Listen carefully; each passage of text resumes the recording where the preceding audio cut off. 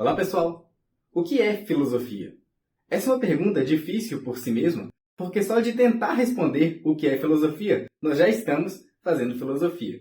Mas, mesmo que seja difícil, é preciso tentar. Então, é isso que vamos fazer aqui hoje. Sejam bem-vindos ao Segunda Navegação.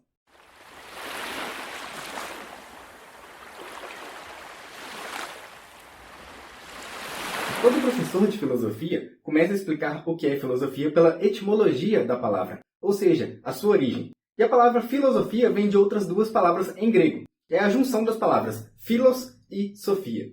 Philos significa amizade ou amor, e sofia significa sabedoria. Filosofia, então, seria a amizade pela sabedoria. Mas será que isso significa alguma coisa? Será que essa explicação explica alguma coisa? Se eu sou uma pessoa que gosta de ler muito, ou uma pessoa que assiste muitos filmes, eu sou uma pessoa curiosa por um tipo de sabedoria. Isso me faz filósofo? Se eu gosto de saber todas as estatísticas mais importantes da história do futebol, isso me faz filósofo? Porque, de certa forma, é uma sabedoria. Bom, isso não te faz filósofo. E é por isso que a gente precisa de ir para uma outra explicação que eu considero um pouco melhor. A gente pode começar essa explicação partindo de dois filósofos principais, que são Platão e Aristóteles. Eu vou ler aqui duas passagens das obras deles e vocês veem se encontram alguma coisa em comum. O Platão vai escrever o seguinte: para a filosofia, só existe um começo, a perplexidade. E quem disse que Íris era a filha de Talmas, produziu uma boa genealogia. Íris é a mensageira dos deuses, o que significa que ela carrega a mensagem de sabedoria. E Talmas é, na verdade, uma palavra em grego que significa maravilhamento, que significa espanto. Ou seja, a mensageira da sabedoria é filha de Talmas, é filha do maravilhamento, é filha do assombro, é filha da perplexidade. Vamos agora para Aristóteles. É por força de seu maravilhamento que os seres humanos começam agora a filosofar. E, originalmente, começaram a filosofar. Vocês notaram alguma coisa em comum entre essas duas passagens? Os dois filósofos, que são dois dos maiores pensadores da história da humanidade, falam em maravilhamento, em perplexidade. E esse sentimento em grego nós podemos chamar de taumatzen. Escreve-se taumatzen. Em português a gente pode traduzir taumatzen para espanto. E o que é espanto? Espanto é aquilo que eu sinto quando eu vejo uma barata na minha casa. Espanto é aquilo que eu sinto quando eu tenho a impressão de ouvir a voz de um homem dentro de casa, sendo que eu moro com uma mulher. Ou seja, o espanto é um susto que a gente tem diante do desconhecido. Nós nascemos num mundo que é completamente desconhecido para a gente. Nós nascemos num mundo pronto. O mundo, quando nós chegamos nele, já estava pronto, cheio de regras e funcionando. Mas para nós, ele era um completo desconhecido. Isso causa espanto. Isso nos traz o maravilhamento, isso nos traz a perplexidade. Independentemente da nossa vontade, do nosso desejo, a gravidade está o tempo inteiro puxando a gente para baixo. Independentemente do seu desejo, você precisa obrigatoriamente usar roupas quando coloca o pé para fora de casa. Independentemente do que você queria quando era criança, você era obrigado a ir para a escola. Esses são 3 exemplos de regras. O mundo tem regras, tanto regras naturais, como a gravidade, quanto regras sociais, como a escola, como usar roupa. O filósofo é exatamente aquele que tenta entender as regras. O que explica a gravidade? O que explica a nossa necessidade de usar roupas? O que explica a necessidade da criança ter que ir para a escola? E essa perplexidade pode ir muito além. O que explica a existência em si? Por que é que existe alguma coisa em vez de simplesmente não existir nada? O que explica o fato de eu gravar esse vídeo e o fato de você assistir esse vídeo? Por que nós estamos aqui? Tem algum propósito em tudo isso? Tem algum propósito no universo? Para onde que nós vamos? Todas essas perguntas só podem surgir do espanto. A origem da palavra filosofia vem de Pitágoras, que é um pensador da antiguidade. O Pitágoras, ele certa vez foi perguntado se ele se considerava um sábio. E ele disse que não. Ele disse que era apenas um amigo da sabedoria, o que em grego era filósofo. O que a gente tira dessa lição é que o filósofo é exatamente aquele que entra no mundo que já está pronto, ele se espanta com essas regras do mundo, com esse funcionamento do mundo, e ele não conhece muito bem aquilo. Mas ele quer conhecer, por isso que ele é um amigo da sabedoria. A sabedoria está em algum lugar e o filósofo caminha constantemente para tentar chegar lá. Talvez ele nunca chegue, mas isso não faz com que ele desista no meio do caminho. Ele segue a caminhada sempre em busca da sabedoria. Pitágoras não era sábio, Não tinha todas as respostas, mas ele gostaria de ter. Ele caminhava para isso. E toda essa jornada só é possível se ela começa com o espanto. É partindo do espanto, então, do Taumatzen, que a gente vai chegar agora nas áreas da filosofia para entender melhor o que é a filosofia, que é o título desse vídeo. Eu vou dar aqui 3 exemplos. Poderiam ser muito mais, mas a gente tem uma limitação de tempo, então vamos ficar com 3 exemplos apenas. O primeiro exemplo é o seguinte. O que precisou acontecer na minha vida para eu estar gravando esse vídeo? Bom, várias coisas. Eu precisei nascer, eu precisei ser adotado, eu precisei estudar nas escolas onde eu estudei, eu precisei ter 2 bons professores de filosofia no ensino médio, eu precisei fazer a minha primeira faculdade em jornalismo, precisei ficar 1 ano desempregado e daí decidir fazer filosofia, precisei dar as minhas primeiras aulas e perceber que eu gostava muito daquilo até o dia que eu decidi que eu deveria levar o meu trabalho para a internet. E na sua vida? O que precisou acontecer na sua vida para você chegar aqui? Também uma série de coisas. Eu dei apenas um pequeníssimo resumo da minha vida. A sua vida também tem uma infinidade de coisas que precisaram acontecer até que você chegasse aqui nesse momento. Será que a gente teve liberdade? Eu tenho liberdade para decidir gravar esse vídeo? Você tem liberdade para decidir assistir? Ou será que já estava escrito em algum lugar que eu gravaria e que você assistiria esse vídeo? Já estava escrito em algum lugar que nós nos encontraríamos aqui?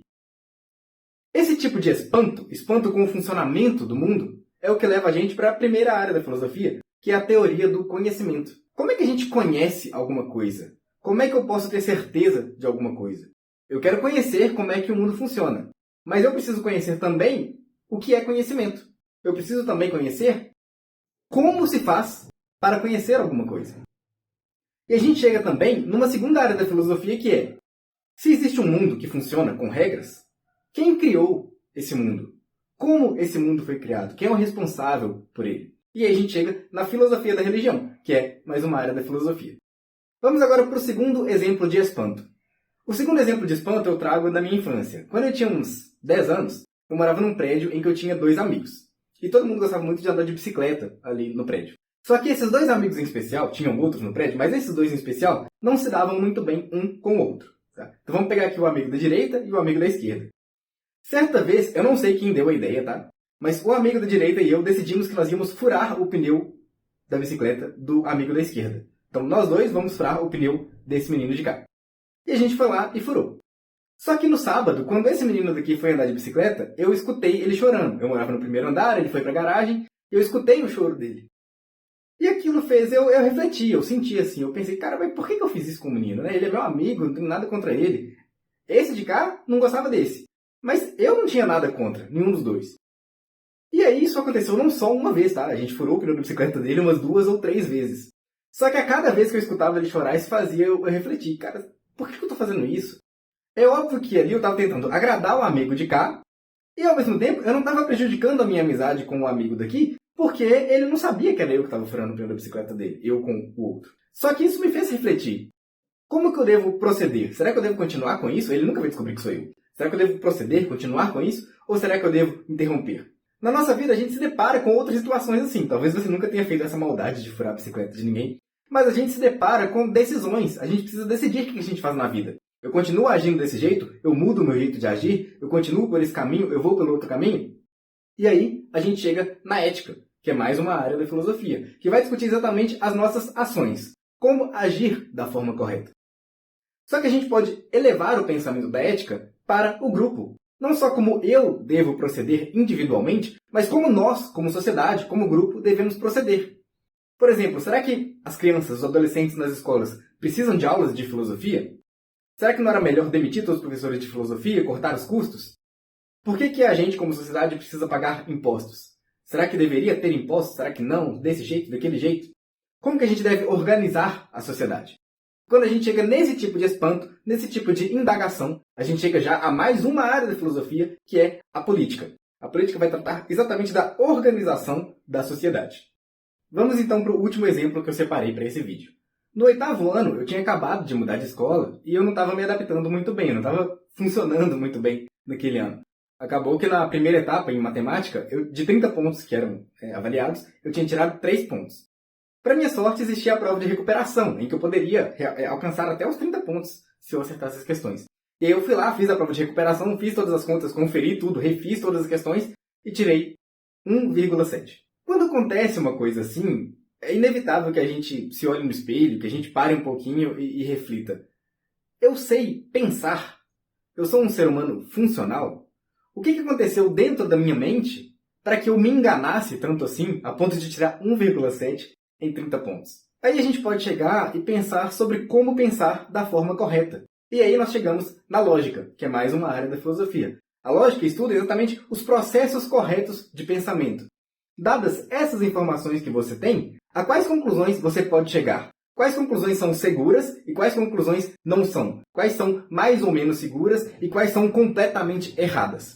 Isso é o que estuda a lógica. Existem ainda muitas outras áreas da filosofia. Temos a metafísica, a filosofia da arte, filosofia da mente, filosofia da história, filosofia da natureza, antropologia filosófica, todas muito interessantes, e cada uma delas parte de um espanto. Cada uma delas parte de uma indagação sobre o funcionamento do mundo. Mas, em resumo, a gente pode dizer que a filosofia estuda como o mundo funciona e como nós nos encaixamos no mundo. Essas são as duas questões principais da filosofia. Agora, é muito preciso deixar claro que filosofia não é só fazer pergunta. Tem muita gente que diz que o filósofo só fica questionando, que o papel do filósofo é questionar.